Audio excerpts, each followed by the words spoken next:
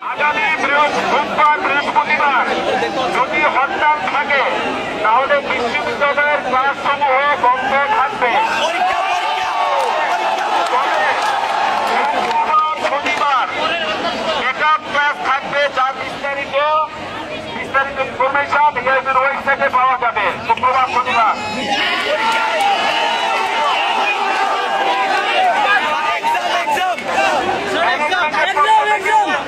দ্বিতীয় ঘোষণা হচ্ছে